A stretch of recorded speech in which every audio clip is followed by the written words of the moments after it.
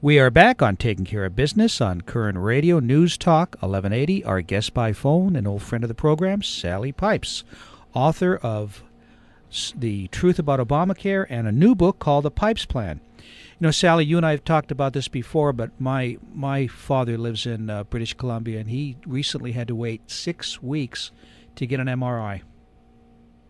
I mean, exactly.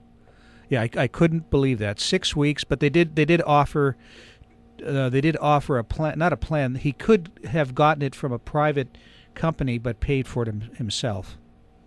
So. Right, and you know, on average, an MRI is about $1,000 if you pay out of pocket. But with, I think, with more competition, there will be more price transparency, and we will see prices of things come down. LASIK surgery is something in America, the eye surgery, where the price has not risen, the prices come down. And, in the United States, the two industries, which are 50% at least run by government, healthcare and K-12 education, those are the two areas of our sectors of our society which quality, has gone down and the price goes up. So that's why it's so important that we, move to a more competitive market and, stop getting government more involved in our healthcare, because 50% of healthcare today in America is in the hands of government through Medicare, Medicaid for low-income Americans, the CHIP plan for children, and the Veterans Administration. And several other programs that we have in California, for instance. But as you know, the bill, or Obamacare, is going to be reviewed or looked at by the Supreme Court this year before the election. And what specifically are they going to be looking at? So on March 26th, there will be 3 days of hearings. The Supreme Court is looking into the whole issue of the individual mandate, and that we expect that the court will make a decision on whether or not the individual mandate is constitutional, whether the federal government has the power to tell the states that they have to add more people to their Medicaid and pay even more money out of their budgets, which are already stretched.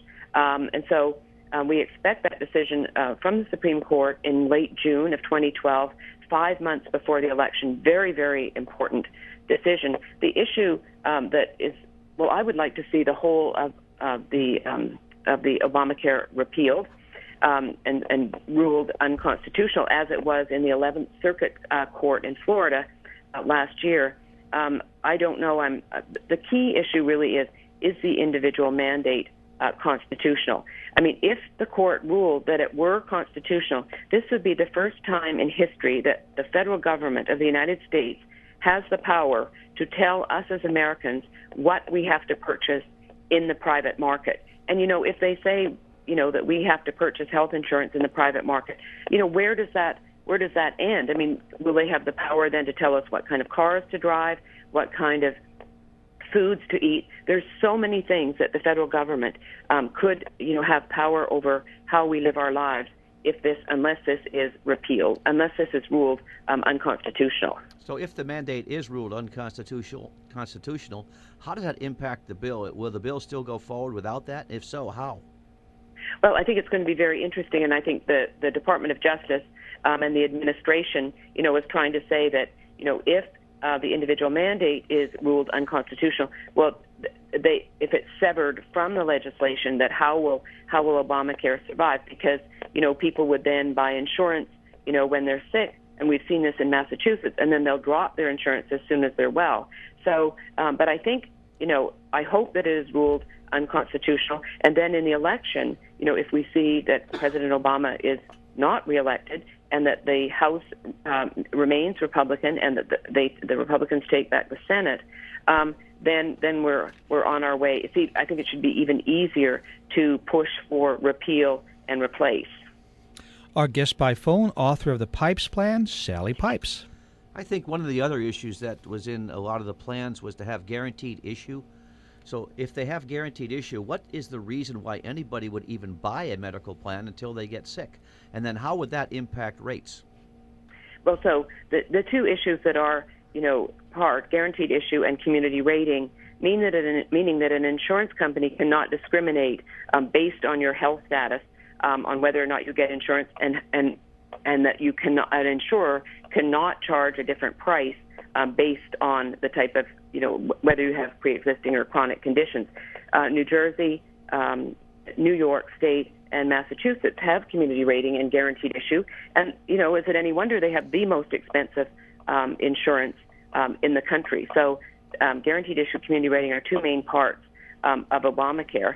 And so they add to the cost of health insurance. And I think, we have seen already in the states, because of Obamacare, a few insurers already are saying we cannot compete, because the medical loss ratios, which came into effect last year, 2011, meaning that an insurance company has to pay out 80 or 85% of the premiums they collect on claims, and 15 or 20% only to be spent on administration. We've seen Principal Financial in December 2010 got out of the health insurance industry, affecting about 800,000 Americans.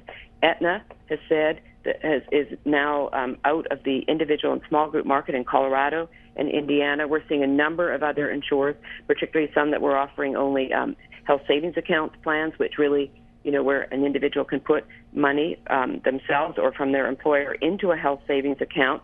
It grows tax-free. You combine that with a high-deductible insurance plan for catastrophes, and very, very effective. But, of course, President Obama does not like the whole idea of the HSA, and it's going to be very hard for them to survive with what the president calls the essential benefit plan, even though the states are going to be in control of what is an essential benefit plan. The basic essential benefit plan is going to have to be what is offered to members of Congress. So I think we're going to see more and more insurers getting out of the health insurance industry, and I think that is what the president's long-term goal is, to get rid of all insurers and then leave us in this Medicare for all system, such as exists, as we talked about, in Canada. Not only does that apply on a federal level, but as you may know, in California recently, just this past couple of weeks, they're trying to pass a bill or get a bill on the to be voted on in regard to a single-payer system in California. Yes, California brings you, as you know, the good, the bad, and the ugly. And, there have been several initiatives over the years. I came to the U.S. in 1991. I think it was 92, 93, when Hillary Care was being negotiated. California had a single-payer initiative, and it was defeated, I think, by one of the largest majorities of any initiative. But it keeps the initiatives for single-payer keep coming back. But now we've seen one of the committees up in Sacramento has approved this single-payer bill, which will go to the California Senate. And then, of course, it'll have to go to the Assembly. But they keep pushing and pushing here in California. And I think that you're going to see a number of insurers. We've got Cigna, United, Anthem, Blue Cross, Blue Shield, all of the private insurers. If we go to single-payer, private insurers are going to just be pushed out of the market in California, which will be a precursor to what is going to happen in the country as a whole. Well, even on a federal level, going to an exchange is going to have a negative impact on insurance carriers. Well, absolutely, because they are going to have to, the plan that they provide in these exchanges for individuals and the small group market is going to have to be, what is the essential benefit plan, which is the plan that Congress has, plus any additional mandates that are put on insurance companies. And I think a lot of insurers are going to say, we're not going to compete in those exchanges. It's just, we can't survive with all of those mandates. And we know that already in America today, there are about 2,100 mandates on insurance companies across the country. Most states have, 45, 47.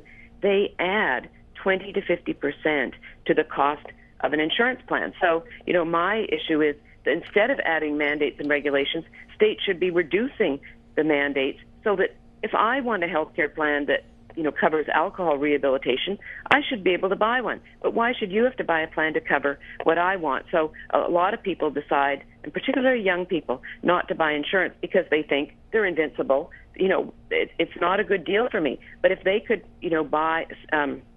set up a health savings account, combine it with a catastrophic plan, because everybody wants, insurance should be there to cover a catastrophe. So it's unlikely if you're a young person that you would get cancer or be in a terrible car accident, but it does happen, and you should have insurance there to cover catastrophes, and that's why HSAs are so terrific. But under Obamacare, I think they're going to be pushed out of the market. Yeah, I think you're right.